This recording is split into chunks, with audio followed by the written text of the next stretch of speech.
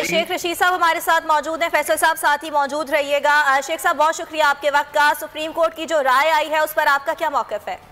देखें, आर्टिकल 226 के तहत सुप्रीम कोर्ट ने जो राय दी है वो राय बड़ी मुदल्लल ज़ाहिर है। सुप्रीम कोर्ट की राय को कौन कह सकता है, और अक्सरियती राय की ये राय है और इंशाअल्लाह ताला शेख हफीज जीतेंगे। मेरे अल्लाह को मंजूर हुआ, क्योंकि फैसले तो आसमानों पे होते हैं, जमीनों पे कोशिश होती है। जो बिकने वाला होता है वो सीक्रेट हो, वो ओपन हो, वो बिक जाता है। लेकिन इंशाअल्लाह ताला मंडी में ऐसी कोई हवा या आवाज़ नहीं निकली हुई।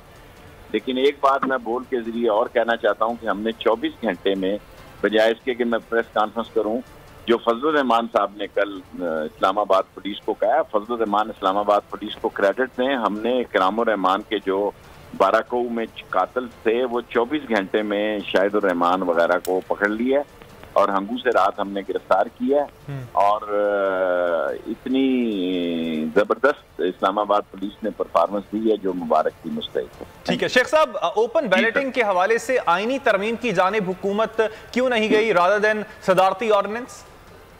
सर जी, आपको पता है कि हमारे पास सेनेट में अक्सरियत नहीं है और ये इलेक्शन बड़े मायने रखते हैं, और अल्लाह करे हमें इसमें हम अक्सरियत में आ जाएं तो फिर इस चिख से भी जान छूट जाएगी और बहुत सारी आईनी जो हैं वो इस्लाहत होंगी। और सबसे पहले इलेक्शन की इस्लाहत भी होनी चाहिए ताकि ये मसला ख़त्म हो और लोग जिसमें जुर्रत है वो ये ईमान की कुव्वत की बात है कि आदमी जो है अपनी राय का इजहार खुला करे।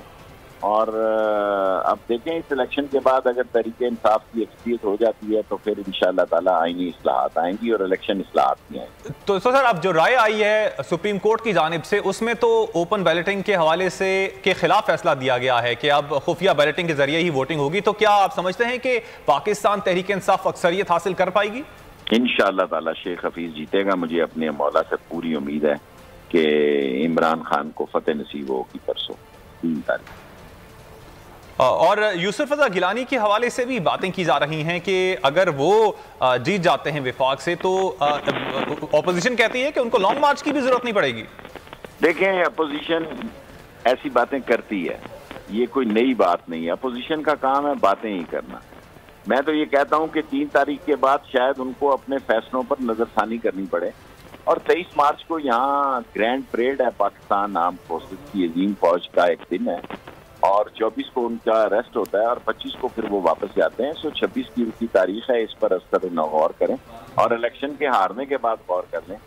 कोई हरज नहीं है इसमें कि इलेक्शन हारने के बाद 3 तारीख को वो समझें और सोचें कि भाई इससे कुछ हासिल नहीं। तो सर, अगर यूसुफ रजा गिलानी जीत जाते हैं विफाक से, इन केस अगर जीत जाते हैं तो आप समझते हैं कि ये हुकूमत पर अदम एतमाद होगा? मैं नहीं सोचता कि वो जीतेंगे। इंशाअल्लाह ताला शेख हफीज सोचेगा। अगर मैं मनफी सोचूं तो फिर ये बात है। मेरी सोच में अल्लाह के हुक्म से कोई दो राय नहीं है। मैं शेख हफीज को जीतता हुआ देखूं। सही है, बहुत शुक्रिया शेख रशीद साहब। सब्सक्राइब करें और बेल दबाएं ताकि कोई खबर रह न जाए।